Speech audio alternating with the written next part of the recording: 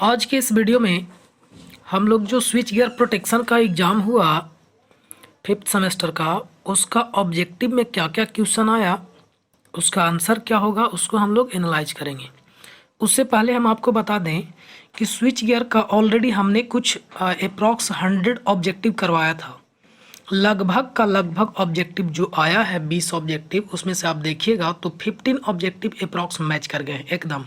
ठीक है, तो आप देख लीजिएगा अगर आपको डाउट लग रहा है तो। चलिए हम लोग एक एक करके ऑब्जेक्टिव को देखते हैं और फिर इसके बाद जो सब्जेक्टिव क्वेश्चन है उसको भी देखेंगे। ठीक है, देखिए सबसे पहला जो ऑब्जेक्टिव है, which portion of transmission system is more prone to fault.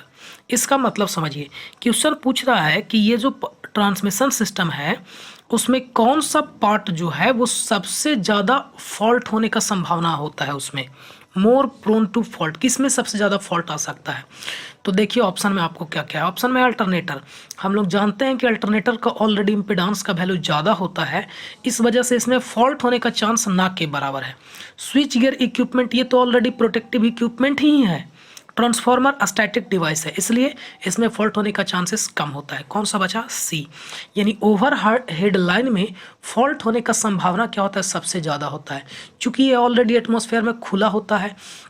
ये एटमॉस्फेयर में खुला होता है और साथ ही साथ ये ऊपर रहता है, तो कभी भी वायर गिर सकते हैं। एटमॉस्फेयर में खुला होने की वजह से एक्सीडेंट भी हो सकता है, कोई ठोक दे, लाइटनिंग हो जाए। तो सबसे ज़्यादा खतरा किसको होता है? ओवरहेड ट्रांसमिशन लाइन को, कि उसमें फॉल्ट आ सकते हैं। ठीक है, तो इसका आंसर हो जाएगा सी।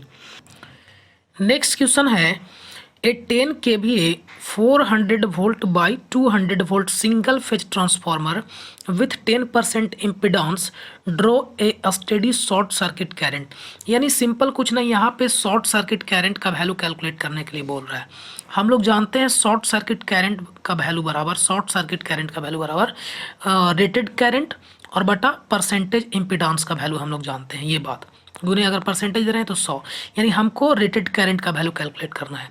अब सवाल आता है कि रेटेड करंट आप किस तरफ कैलकुलेट कर रहे हैं, सेकेंडरी साइड में या प्राइमरी साइड में? हम दोनों साइड कैलकुलेट कर लेंगे, दोनों जिधर ऑप्शन मिलेगा उसको मैच कर देंगे, आंसर लगा देंगे। ठीक है, तो देखिए 10 kVA दिया हुआ है, पावर का वैल्यू दिया हुआ है 10 kVA, 10 kVA 10 की पावर 3 हो गया पावर का वैल्यू। वोल्टेज का वैल्यू 400 है, प्राइमरी साइड निकाल लेते हैं तो कितना हो जाएगा करंट का वैल्यू, जरा बता दीजिए। तो करंट का वैल्यू हो जाएगा, ये 2 जीरो से 2 जीरो गया, यानी कितना, यानी 100/4, यानी कितना आ गया, 25 चौके 100, 25 आ गया रेटेड करंट और बटा इम्पिडेंस का वैल्यू कितना दिया हुआ 10%, परसेंट के हटाने के लिए 100, यानी यहाँ से आप पाएंगे कि आपको जो करंट का वैल्यू वो मिल गया, वो कितना मिल गया, 250 शॉर्ट सर्किट एम्पियर वैल्यू मिल गया। और 250 आपके ऑप्शन में है डी, यानी इसका आंसर क्या हो जाएगा? डी हो जाएगा। जरूरी है कि डी ही होगा आंसर। हम देख लेते हैं प्राइमरी साइड वाला क्या आंसर मिलता है या नहीं मिलता है, देख लेते हैं।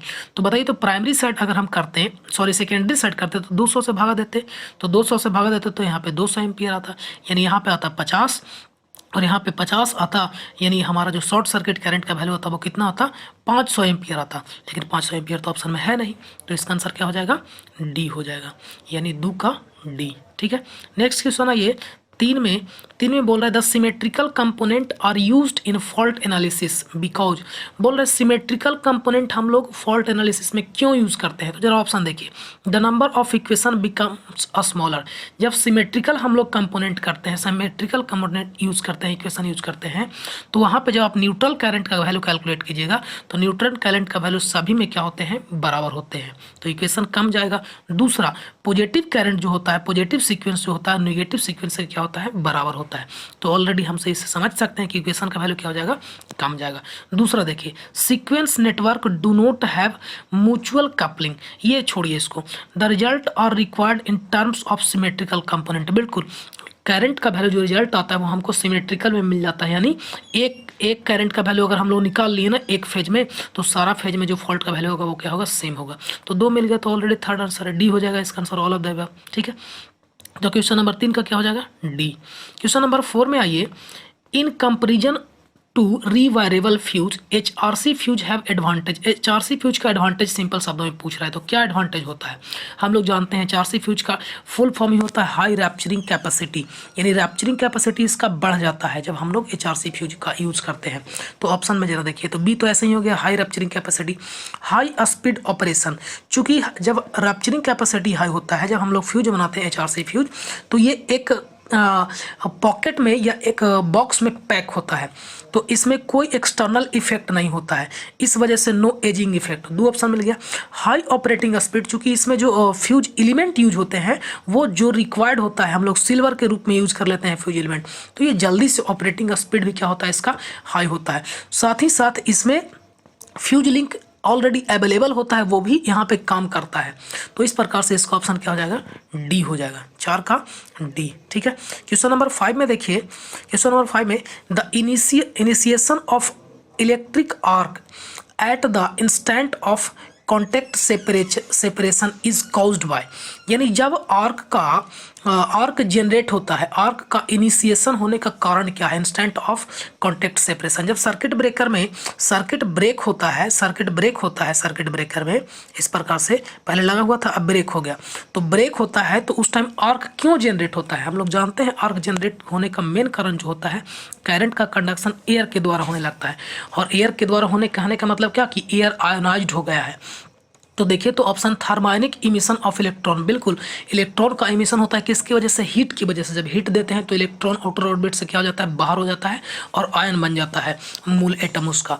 Field emission of electron, field की वजह से, हाई वोल्टेज की वजह से जो फील्ड जनरेट होता है उसकी वजह से भी इलेक्ट्रॉन क्या होते हैं?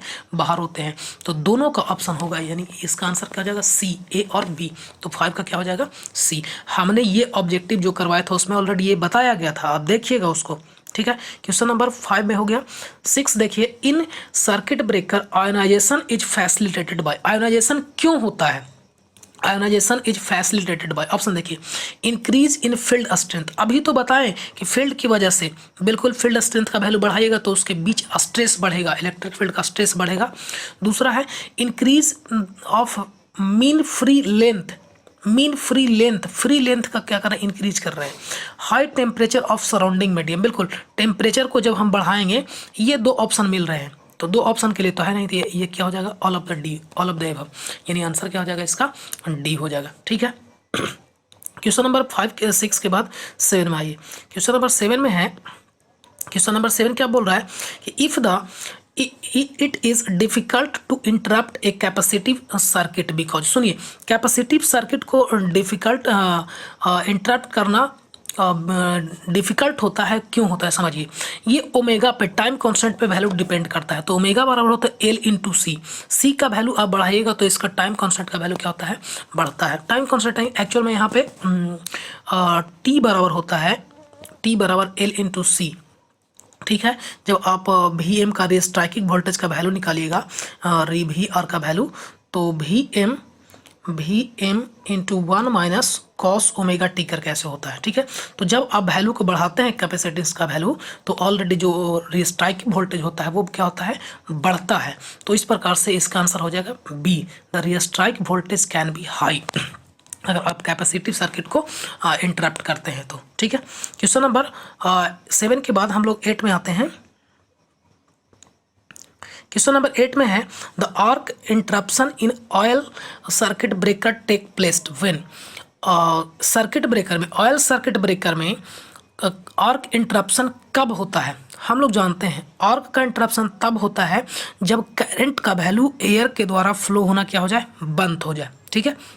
वोल्टेज का वैल्यू 0, वोल्टेज का वैल्यू तो जहाँ से 30 किलो वोल्ट होता है ब्रेक करने के लिए, ठीक है, 30 किलो वोल्ट से ज़्यादा ही होता है तभी आर्क लगता है। तो बोल रहे हैं वोल्टेज का वैल्यू 0 हो जाएगा तब। भाई मेरे वोल्टेज का वैल्यू 30 से कम ही जाएगा तभी आर्क क्या हो जाएगा? 0 हो जाएगा। तो ये ऑप्शन नहीं है। मेन क्या हो जाएगा? करंट का वैल्यू क्या होना चाहिए? 0 होना चाहिए, यानी करंट का वैल्यू गोज थ्रू 0, यानी एयर के द्वारा करंट का वैल्यू क्या हो जाए? कम जाए, तब क्या हो जाएगा? आर्क बंद हो जाएगा। ठीक है। तो इसका आंसर हो जाएगा सी, यानी क्वेश्चन नंबर 8 का सी हो जाएगा। ठीक है। क्वेश्चन नंबर 8 के बाद 9 में आइए। The torque produced in shaded pole structure induction type relay is. Torque जो प्रोड्यूस होता है उसमें आई के प्रोपोर्शन, आई स्क्वायर के प्रोपोर्शन होता है। और ये बात हम जब ऑब्जेक्टिव करवा रहे थे वहाँ पे आपको ऑब्जेक्टिव में लिखा हुआ था, आंसर जो दिया हुआ था वो इन्वर्सली प्रोपोर्शनल था। वहाँ पे हमने आपको सुधार करके बताया था कि डायरेक्टली प्रोपोर्शनल होता है करंट के स्क्वायर के। ठीक है, तो इसका आंसर क्या हो जाएगा? ए हो जाएगा, proportional to square of the current. ठीक है, क्वेश्चन नंबर 9 का ए। क्वेश्चन नंबर 10 में आइए, बकोल्ज रिले आर यूज्ड ऑन। हम लोग जानते हैं बकोल्ज रिले को कहाँ पे यूज होता है? जहाँ पे ऑयल होता है। ध्यान से सुनिएगा, बकोल्ज रिले जो होता है ऑयल वाला टैंक में यूज होता है, लेकिन एक्चुएट किसके द्वारा होता है? तो गैस जब जनरेट होते हैं तब एक्चुएट होता है। तो बकोल्ज रिले एक गैस एक्चुएटेड रिले है, लेकिन काम कहाँ पे करता है? तो ऑयल इमेज ट्रांसफार्मर में काम करता है। ठीक है, तो इसका आंसर हो जाएगा 10 का डी। नेक्स्ट क्वेश्चन है earth fault relay are. Earth fault relay कौन सा होता है? डायरेक्शनल होता है, नॉन डायरेक्शनल होता है, शॉर्ट ऑपरेटिंग टाइम रिले होता है। सुनिए, अर्थ फॉल्ट रिले में हमने आपको बताया था कि जब सप्लाई दिया जाता है तो अर्थ फॉल्ट रिले यहाँ पे लगाया जाता है। ठीक बात है। जब अर्थ फॉल्ट आता है तो पावर इस डायरेक्शन में फ्लो होने लगता है, तो डायरेक्शन को सेंस करता है। तो अर्थ फॉल्ट रिले जो होता है वो क्या होता है? डायरेक्शनल रिले होता है। ठीक बात है। क्वेश्चन नंबर 11 के बाद आइए 12 में, impedance relay can be used for. Impedance relay can be used for, सुनिए, हमने आपको डिस्टेंस रिले का 3 टाइप बताया था जब ऑब्जेक्टिव करवा रहे थे उस टाइम भी, और जब आपके क्लास में बताया जा रहा था उस टाइम। डिस्टेंस रिले का 3 टाइप था, एक था रिएक्टेंस रिले, दूसरा था इम्पिडेंस रिले, और तीसरा था महो रिले। हमने ये आपको बताया था। रिएक्टेंस रिले होता है जो शॉर्ट लाइन में यूज होता है, इम्पिडेंस मीडियम में, और महो हाई लेंथ वाला में। समझ रहे हैं? शॉर्ट लेंथ वाला में रिएक्टेंस, और मीडियम वाला में इम्पिडेंस रिले, और लॉन्ग लेंथ वाला में महो रिले यूज होता है। तो यहाँ पे क्या पूछ रहा है? Impedance relay can be used for. अब सुनिए, इम्पिडेंस रिले का स्पेशल होता है कि ये फेज फॉल्ट के केस में भी होता है और अर्थ फॉल्ट के लिए भी यूज होता है। तो देखिए ऑप्शन में फेज फॉल्ट है यहाँ पे भी, और अर्थ फॉल्ट होता है। तो इम्पिडेंस रिले जो यूज होता है वो दोनों के केस में यूज होता है, फेज फॉल्ट के लिए भी यूज होता है और अर्थ फॉल्ट के लिए भी यूज होता है। कौन? Impedance relay. ठीक है, इम्पिडेंस रिले एक डिस्टेंस रिले का टाइप है। तो इसका आंसर क्या हो जाएगा? सी हो जाएगा, यानी 12th का सी। 12th के बाद 13 में आइए, ए महो रिले। अभी हमने महो रिले का जस्ट बताया। सुनिए, महो रिले जो एक्चुएट होता है वो वोल्टेज रेजिस्टेंट डायरेक्शनल रिले होता है। ये डायरेक्शन को भी सेंस करता है। समझिए बात को। डिस्टेंस रिले हमने बताया, डिस्टेंस रिले, ये डिस्टेंस रिले पूरे के पूरे डिस्टेंस रिले ही क्या होते हैं? डायरेक्शनल को भी सेंस करते हैं। तो वोल्टेज के द्वारा तो रेजिस्टेंट होता है, लेकिन साथ ही साथ ये डायरेक्शनल रिले भी होता है।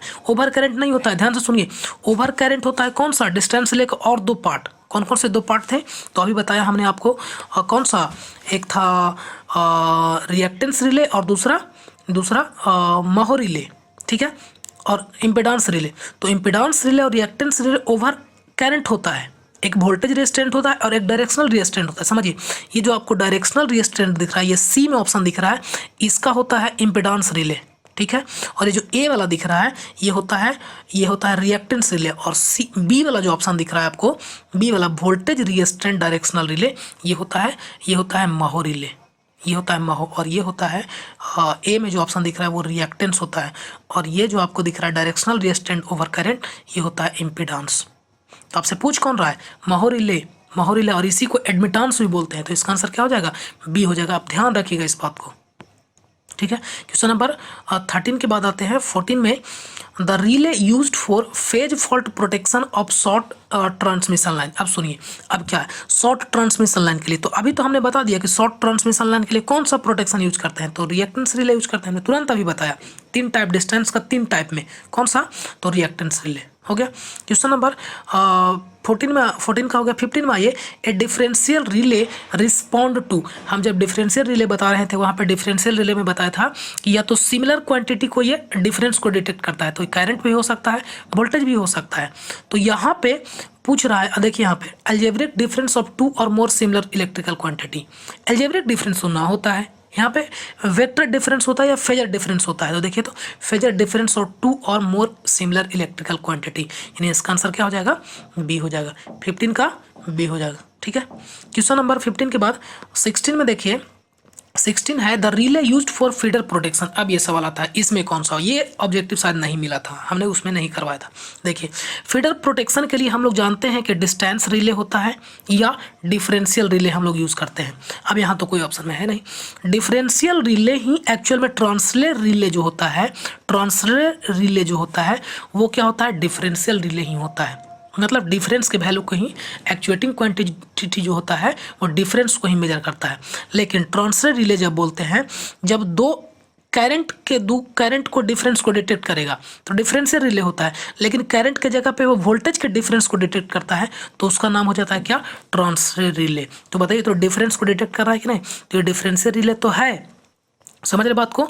और ये कौन सा प्रोटेक्शन है, फीडर के प्रोटेक्शन के लिए हम लोग यूज करते हैं किसका, ट्रांसले रिले का। ठीक है, तो 16 का आंसर हो जाएगा सी। क्वेश्चन नंबर 16 के बाद 17 में आइए।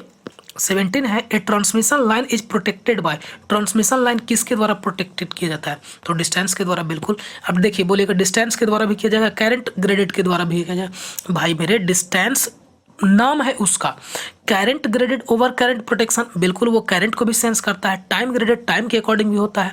तो ये ऑल ऑफ द एबव हो जाएगा इसका आंसर, यानी 17 का हो जाएगा डी। ठीक है, क्वेश्चन नंबर 18 में आइए। The protection against direct lightning a strong and high voltage strip wave is provided by. अब सुनिए जरा बात को, हमने आपको लाइटनिंग स्ट्राइक दो प्रकार के बताया, एक डायरेक्ट और दूसरा इनडायरेक्ट। डायरेक्ट में क्या होता है कि डायरेक्ट वायर पे गिरते हैं, इनडायरेक्ट में क्या होता है, इंडक्शन प्रोसेस के द्वारा वायर में इंड्यूस्ड होते हैं हाई वोल्टेज का वैल्यू। तो यहाँ पे बोल रहा है डायरेक्ट लाइटनिंग स्ट्रोक और हाई वोल्टेज स्टीप वेव से क्या करे, प्रोटेक्शन करे। तो बताइए तो ग्राउंड वायर, बिल्कुल ग्राउंड वायर हम लोग को प्रोटेक्शन डायरेक्ट लाइटनिंग से करता है, बिल्कुल करता है। क्या हाई वोल्टेज स्टेप वेव का करता है, बिल्कुल करता है। हाई वोल्टेज का वेव की वैल्यू को अगर आएगा तो उसको भी क्या करेगा, प्रोटेक्ट करेगा। लेकिन कौन करेगा, आइए ग्राउंड वायर है और दूसरा है लाइटनिंग अरेस्टर। सुनिए, ग्राउंड वायर को हम लोग अगर लगा देंगे तो क्या वो डायरेक्ट लाइटनिंग को स्ट्रोक को नहीं एब्जॉर्ब करता है या ग्राउंड करता है, बिल्कुल करता है। ग्राउंड वायर क्या होता है, तो 3 वायर के ऊपर में जो एक वायर लगा होता है उसको हम लोग ग्राउंड वायर बोलते हैं। ट्रांसमिशन लाइन में ग्राउंड वायर डायरेक्ट लाइटनिंग को तो वो एब्जॉर्ब करता ही है, साथ ही साथ जरा देखिए हाई वोल्टेज के वैल्यू को यानी वोल्टेज का स्टीप वेव को भी वो ग्राउंड करता है। अरे डायरेक्ट लाइटनिंग स्ट्राइक में हाई वोल्टेज तो होता है। दूसरा है लाइटनिंग अरेस्टर। अब बोलिएगा लाइटनिंग अरेस्टर तो किसके लिए यूज करते थे हम लोग, इनडायरेक्ट के लिए करते थे। लेकिन बबुआ जरा सुनिए, लाइटनिंग अरेस्टर का यूज अगर हम लोग डायरेक्ट लाइटनिंग के लिए करेंगे तो क्या नहीं होगा, बिल्कुल होगा, ऑपरेट करेगा। लेकिन हम लोग यूज कहाँ पे करते थे, डायरेक्ट इनडायरेक्ट लाइटनिंग के लिए हम लोग लाइटनिंग अरेस्टर का यूज करते थे।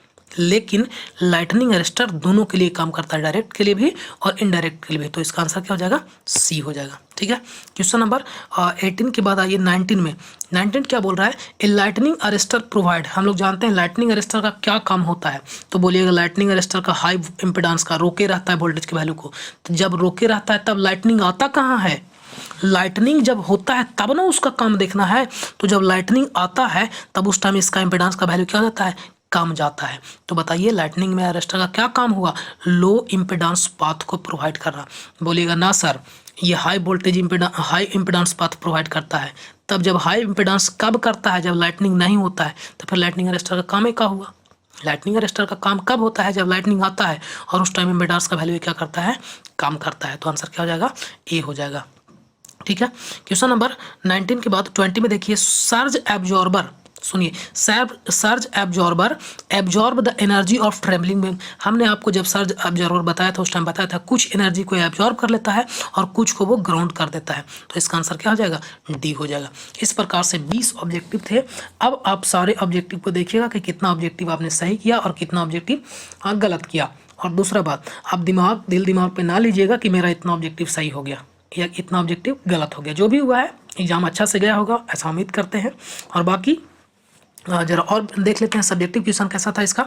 सब्जेक्टिव में देखिए लगभग जो आपको मेनली क्वेश्चन आपको देखने को मिल रहा है वो सारे के सारे 3 यूनिट से हैं, कहीं भी प्रोटेक्शन से नहीं आया। जैसे अल्टरनेटर का प्रोटेक्शन, ट्रांसफार्मर का प्रोटेक्शन और मोटर का प्रोटेक्शन, बस बार का प्रोटेक्शन, इससे कहीं भी सवाल नहीं है। सारे के सारे सर्किट ब्रेकर से हैं, रिले से हैं, टाइप्स ऑफ रिले से हैं, ग्राउंड वायर से हैं, लेकिन प्रोटेक्शन वाला से कहीं से भी नहीं। What is meant by short circuit, what are the basic requirement of protection system. हमने बेसिक प्रोटेक्शन सिस्टम का बेसिक रिक्वायरमेंट बताया था, क्या क्या होना चाहिए। तो रिलायबल होना चाहिए, सेंसिटिव होना चाहिए, सेलेक्टिविटी हाई होना चाहिए, कॉस्ट कम होना चाहिए, इस प्रकार से। तो ऐसे ही इसका ऑब्जेक्टिव हो गया, आंसर हो गया। देखिए इसमें है अथवा में, तो अथवा को छोड़ते हैं, ऐसे देख लेते हैं। Why current transformer are required in protective relay scheme. हम लोग जानते, यहाँ पे पूछ रहा है, सवाल पूछ रहा है करंट ट्रांसफार्मर का हम लोग क्यों यूज करते हैं प्रोटेक्टिव स्कीम में। क्योंकि जो करंट का वैल्यू होता है हमको प्रोटेक्शन करने के लिए हाई होता है। करंट का वैल्यू जो लाइन में फ्लो होते हैं बहुत ज़्यादा होता है, और उसमें हम लोग डायरेक्टली स्विचिंग इक्विपमेंट या स्विच गियर इक्विपमेंट नहीं लगा सकते हैं। क्यों? क्योंकि बहुत करंट का वैल्यू हाई होता है। तो करंट के वैल्यू को कम करने के लिए हम लोग इसका यूज़ कर लेते हैं, करंट ट्रांसफार्मर का यूज़ कर लेते हैं। तो ये हो गया। क्वेश्चन नंबर 3 में है what is the current limiting reactor. और इसको हमने आपको बहुत अच्छे से और टाइप करके बताया था, फिगर दिखा करके, वीडियो दिखा करके। What is current limiting reactor. Current limiting reactor क्या है? तो एक डिवाइस है जो शॉर्ट सर्किट करंट के वैल्यू को लिमिट करने का काम करता है। 2 प्रकार के बताए थे, बेयर टाइप और ओपन टाइप बताए थे, दोनों टाइप बताए थे। ठीक है। क्वेश्चन नंबर अगला, what is the symmetrical component discuss in detail. Symmetrical component के बारे में नहीं था, चूंकि सिलेबस में ये नहीं था सिमेट्रिकल कंपोनेंट। सिमेट्रिकल का एनालिसिस था। सिमेट्रिकल में 3 होते हैं। जब किसी भी फेज को आप करते हैं, मान लीजिए आई आर करते हैं, तो एक आई होता है IR1, एक IR2 और एक IR नोट होता है आर फेज के लिए, यानी पॉजिटिव सीक्वेंस, नेगेटिव सीक्वेंस और जीरो सीक्वेंस, इस प्रकार से। तो चूंकि इसका अथवा वाला क्वेश्चन बन ही गया है, तो इसमें कोई दिक्कत नहीं होना चाहिए, और ऐसा उम्मीद करते हैं कि करंट लिमिटिंग रिएक्टर आप लोग बना चुके होंगे। सिंपल था ये। क्वेश्चन नंबर 3 के बाद 4 में आइए, on what factor does the fusing current depend. Fusing current किन किन फैक्टर पर डिपेंड करता है, हमने आपको बताया था। फ्यूजिंग करंट किन किन बातों पर डिपेंड करेगा, तो उसका लेंथ कितना है, विड्थ कितना है, एजिंग इफेक्ट सारा बताया था, एटमॉस्फेयर कंडीशन। ठीक है। और अगला है इसी में और में, what is meant by breaking capacity और मेकिंग कैपेसिटी। हमने बहुत अच्छे से बताया था ब्रेकिंग कैपेसिटी क्या होता है, मेकिंग कैपेसिटी क्या होता है। सर्किट ब्रेकर का फॉर्मूला भी हमने आपको बताया था कि क्या होता है। चलिए देखिए अगला क्वेश्चन है, define the term sensitivity and selectivity. वाह, मौज कर दिए। सिंपल क्वेश्चन है, बना लिए होंगे आप लोग। नेक्स्ट क्वेश्चन है, in what way the distance relay is superior to over protection for the protection of transmission line. चलिए देखिए, इससे और वाला क्वेश्चन, ये सिंपल क्वेश्चन था तो ये बन गया होगा, इस वाले में ज़्यादा दिमाग ना लगाइए। इसमें distance is superior, distance relay कैसे सुपीरियर होता है ओवर करंट प्रोटेक्शन से, तो चूंकि वो सिंपल था बन गया होगा। अगला क्वेश्चन देखिए, अगला क्वेश्चन है, why earth wire is provided on overhead transmission line. Earth wire क्यों प्रोवाइड किया जाता है, जब हमने ऑब्जेक्टिव अभी करवाया उसी टाइम हमने आपको बताया कि क्यों अर्थ वायर प्रोवाइड किया जाता है। तो डायरेक्ट लाइटनिंग स्ट्राइक से बचने के लिए हम लोग क्या करते हैं, अर्थ वायर को ऊपर में लगाते हैं। सिंपल था। अगला क्वेश्चन है, what is lightning defines surge diverter. बताया हुआ है लाइटनिंग क्या होता है। अगला क्वेश्चन है ग्रुप सी में, यानी 5 नंबर वाला में, 6 नंबर वाला में, what is the principle type of fault in the power system, explain the role of protection in power system.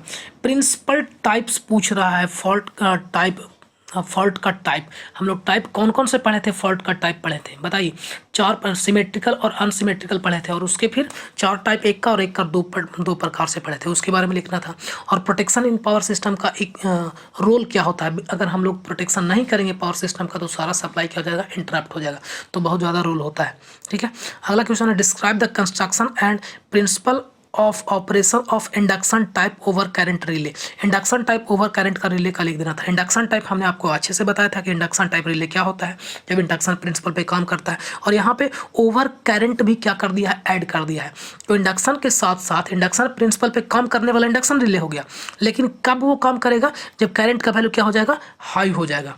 Principal induction वाला, लेकिन एक्चुएटिंग क्वांटिटी कौन सा हो जाएगा, तो ओवर करंट हो गया मिला करके दोनों। ठीक है। अगला क्वेश्चन है, explain the principle and arc phenomenon in circuit breaker, on what factor does the phenomenon. ये सबसे सिंपल क्वेश्चन है, कौन सा फेनोमेनन, आर्क कैसे जनरेट होता है, किस प्रिंसिपल पे काम करता है। आयनाइजेशन प्रोसेस होता है, लेंथ की वैल्यू को लेंथ पे डिपेंड करता है, वहाँ के मीडियम पे डिपेंड करता है, आर्क का एरिया पे डिपेंड करता है, ये सारा बात लिखना था। ठीक है। अगला क्वेश्चन है, in what respect is the minimum oil circuit breaker an improvement over the bulk oil circuit breaker. What are the limitation of a minimum oil circuit breaker? सुनिए, बल्क ऑयल सर्किट ब्रेकर में जो oil का use करते हैं वो insulating property के लिए भी होता है और आर्क को एक्सटिंक्शन करने के लिए भी होता है। ओनली 10% जो ऑयल होता है वो आर्क इंटरप्शन के लिए होता है, बाकी 90% इंसुलेटिंग प्रॉपर्टी प्रोवाइड करने के लिए होता है। तो मिनिमम ऑयल सर्किट ब्रेकर में इंसुलेटिंग प्रॉपर्टी प्रोवाइड करने के लिए हम लोग मटेरियल यूज़ कर लेते हैं। जैसे जो भी इंसुलेटिंग मटेरियल होते हैं क्या क्या होते हैं, तो जैसे सेरामिक होता है, सेरामिक तो उस प्रकार से यूज कर लेते हैं। और सिर्फ ऑयल का यूज हम लोग किस लिए करते हैं, तो आर्क को इंटरप्शन के लिए। तो बल्क ऑयल सर्किट ब्रेकर बहुत भारी हो जाता है, समझ रहे, ऑयल का बहुत ज़्यादा रिक्वायरमेंट हो जाता है, इसलिए वो ख़राब होता है। ख़राब नहीं होता मतलब ज़्यादा वो उसको कॉस्टली पड़ता है, ज़्यादा वो लेंदी हो जाता है, ज़्यादा हैवी हो जाता है, आग लगने का चांसेस ज़्यादा होता है, ये होता है। आगे what is the limitation of minimum oil circuit breaker. Minimum oil circuit breaker का डिसएडवांटेज क्या है, तो डिसएडवांटेज इसमें था कि आग लगने का संभावना इसमें भी ज़्यादा होता है, क्योंकि कम ऑयल होता है तो इसका कम वोल्टेज तक ही हम लोग यूज कर सकते हैं, ठीक है। और भी डिसएडवांटेज था, लिखाया हुआ था sir. What is the principle of differential relay, what are the their limitation, explain their characteristics. Differential relay का प्रिंसिपल, डिफरेंशियल रिले का प्रिंसिपल क्या था, तो दो डिफरेंस क्वांटिटी को क्या करता था, वो सेंस करता था। और बाकी इसमें लिखवाया हुआ था। एक्सप्लेन इसी में है, और मैं explain what is meant by distance protection. Distance protection में इम्पिडेंस के वैल्यू को सेंस करता था, इम्पिडेंस का वैल्यू अगर कम हो गया तो वो काम करने लगेगा, यही तो था। So how 3 distance relay can be connected to provide the equally sensitive product. 3 phase and 3 phase fault के लिए अच्छे से 3, 4, 5 बार बना करके फिगर बता कर गया था। डिफरेंशियल रिले का तो कम से कम 10 बार से ज़्यादा बताया गया था, ठीक है। अगला क्वेश्चन है, describe the method of protecting bus bar by differential relay, what are the limitation of the. Differential relay का तो बार बार ही जिक्र आ रहा है। Discuss the advantage and disadvantage of a static relay as a protective device. Static relay और static relay as protective device बताया गया था। एडवांटेज डिसएडवांटेज शायद नहीं लिखवाया गया था, कोई बात नहीं है, इसका और वाला था चूंकि बन गया, सिंपल था ये, ठीक है। अगला क्वेश्चन में देखिए 11 में है, draw nearly the differential protection scheme of an alternator. Neatly लिखा हुआ है, क्लीन डिफरेंशियल प्रोटेक्शन अल्टरनेटर के लिए। तो ये सिंपल था, हमको भी अभी तक याद ही है। इस प्रकार से देखिए, इस प्रकार से अल्टरनेटर बनाए थे, अल्टरनेटर बनाया गया था और डिफरेंशियल रिले यहाँ पे एक लगाया गया था, और इन तीनों में लगा करके इसका डिफरेंशियल प्रोटेक्शन इस प्रकार से हम लोग एक्चुएटिंग क्वांटिटी बना करके और प्रोटेक्शन प्रोवाइड किए थे अल्टरनेटर का, ठीक है। लिमिटेशन और चार्ज लिमिटेशन रेमेडीज उपाय। आगे है right notes on HRC fuse और बोवल्ज रिले। सिंपल है ये। इस प्रकार से ये ऑब्जेक्टिव लगभग कोई भी क्वेश्चन जो भी पढ़ाया गया सिलेबस उससे एक भी क्वेश्चन बाहर नहीं आया। एक क्वेश्चन एडवांटेज डिसएडवांटेज जो कभी कुछ में नहीं लिखवाया हुआ है, वही क्वेश्चन बस एक्स्ट्रा में गया है, ठीक है। तो उम्मीद करते हैं कि आप सारा क्वेश्चन अच्छे से बना करके आए होंगे। नहीं भी बना है तो कोई बात नहीं है, अगले एग्जाम के लिए तैयारी कीजिए। ऑल द बेस्ट सभी को, ठीक है। मिलते हैं हम लोग अगले वीडियो में और ऑफलाइन क्लास में, ठीक है। धन्यवाद।